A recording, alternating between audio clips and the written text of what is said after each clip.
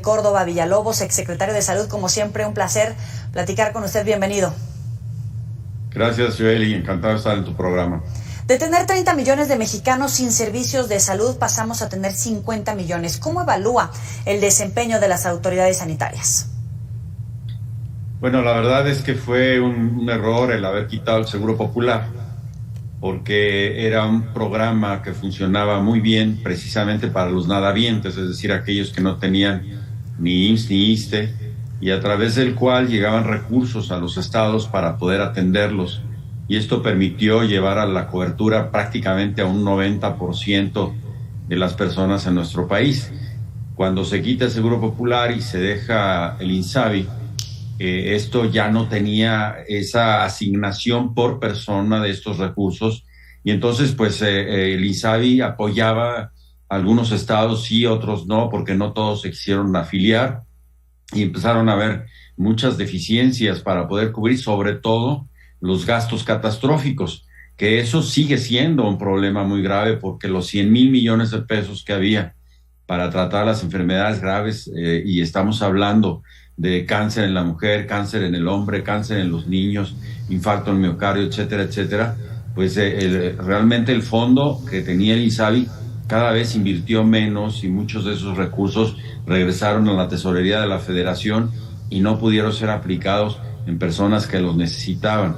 Entonces, esto ha generado realmente un vacío para todas estas personas, y no creemos que con el IMSS Bienestar, que si bien tiene una infraestructura ya creada, pues era para muchísimo menos personas, porque ya hay muchos estados que se han adherido al IMSS Bienestar y no se tiene ya el fondo contra gastos catastróficos para poder cubrir precisamente esas necesidades de atención segundo o tercer nivel.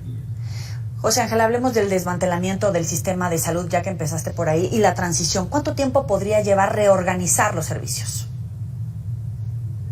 Bueno, pues yo creo que una vez que se estableciera nuevamente una forma de garantizar el ingreso para los estados, hay que definir si verdaderamente queremos una descentralización o no, porque a causa del mal uso, que hay que reconocer, lo hicieron algunos estados de estos recursos que tenían ya con mayor fluidez, pues ese mal uso hizo que bajara el prestigio del Seguro Popular. Entonces habrá que establecer primero, ¿queremos descentralización o no la queremos? Y si se va a hacer responsable el gobierno federal, que sería volver otra vez al federalismo que tuvimos anteriormente, pues tener todo un mecanismo perfectamente bien diseñado para garantizar que haya recursos que se asignen a cada persona, porque en México dentro de los países de la OCDE es uno de los que menos invierte recursos per cápita. Y entonces esto no se hace con buenos deseos, buenas voluntades, con buenas ambiciones, se hace con recursos, se hace con capacidad, se hace con instalaciones, se hace con medicamentos. Entonces esto puede llevar 2, 3 años otra vez para poder restaurar lo que se destruyó. ¿Y consideras que descentralizar los servicios, continuar con la política que ha instaurado el gobierno del presidente López Obrador, sería lo óptimo, dadas las carencias, el desabasto, la falta de compra de medicamentos, la logística para distribuirlos, independientemente de la falta de hospitales, de médicos, etcétera? No, sí, yo creo que debe de reconocer que los estados ya tienen capacidades y son maduros para poder hacer una buena administración, pero hay que llevar un control muy estricto sobre el uso de que le están dando los recursos, y sobre todo hay que estar evaluando prácticamente siempre a los usuarios.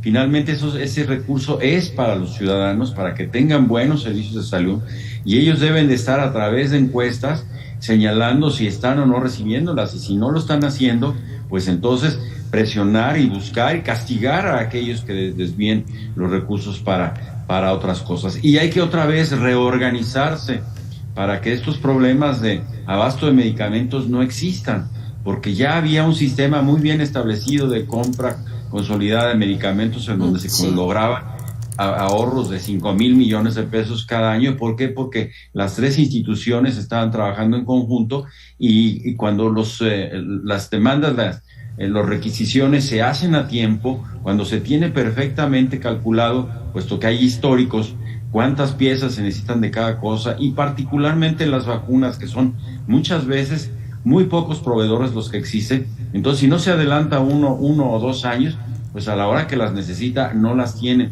Hay mucha cosa de organización que hay que volver a conformar de una manera más clara, más operativa, más expedita, para que no se den estas faltas de medicamentos o faltas de espacio para los pacientes. Y hasta con humildad y valentía para reconocer los errores, la falta de experiencia o los errores que se han cometido, ¿no? Cada día que pasa, un paciente u otro paciente no tiene medicinas o no puede ser atendido en un hospital o se muere en la entrada a un hospital. Esto se ha traducido en miles de muertes. ¿Hasta dónde es responsabilidad de los funcionarios? Y te lo pregunto directamente, ¿es negligencia criminal? Joely, eso es lo más triste, que aparentemente ya nos parece normal de que se murieron 800,000 gentes por exceso de mortalidad relacionadas con el COVID, y pues esas gentes ya no están, y quizás muchas de ellas pudieron haberse salvado. Y yo creo que sí debió de haberse auditado para saber cuál era la responsabilidad de cada quien, porque muchos pacientes, incluso que no tenían COVID, pues no tenían un espacio en un hospital para poder ser atendidos, y los insuficientes renales no se dializaban, los diabéticos no recibían atención, un paciente con un infarto no encontraba una cama libre en un hospital. En fin, hubo muchas cuestiones que se sobrepusieron y que originaron esas muertes que después las vemos como normales, y no son normales.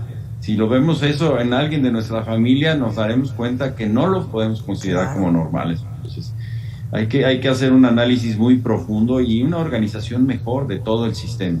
Que si lo va a hacer el Seguro Social a través de IMSS Bienestar, pues habrá que ver, porque tampoco IMSS Bienestar tenía los recursos suficientes, aunque ahora esté manejando los recursos de los estados. Pero también ahí hay que llevar muy frecuentemente estos análisis del uso de los recursos, porque si no, se dará atención de primer nivel a lo mejor, y regular o menos que regular, y la gente pues a veces con que le den sus pastillitas está contenta, y los otros, y porque se mueren los otros, pues a veces ya no reclama porque cree que era normal que se muriera. Lo grave, ¿no?, de normalizar la ineptitud. ¿De qué tamaño serán los efectos de las malas decisiones en estos 5 años a futuro? Bueno, pues el primero y contundente efecto ha sido que ya la OCDE ha determinado que en México ya existe una disminución de 4 años en la esperanza de vida. Habíamos logrado, en conjunto con gobiernos de un partido y otro partido, porque en salud no debe haber partidos, el incrementar a veces 1/4 de año por año la esperanza de vida. Ya estábamos en un promedio de 75 años, y ahora el promedio, la esperanza de vida es 71 años. Perder 4 años de vida para todos los mexicanos en esperanza de vida es muchísimo. De ese tamaño han sido las repercusiones de muchas gentes, muchas madres que han sufrido el dolor de ver a sus hijos al llevarlos a las quimioterapias, de que no hay quimioterapia, y que esos niños, después de haber llevado 2 o 3 quimioterapias, les dejas de dar quimioterapia otros 2 o 3 meses, pues lo ves cómo se caen y se mueren. Entonces es desesperante, es muy triste y es aberrante. Eso no debe de pasar en nuestro país. ¿Hay algo rescatable en esta administración?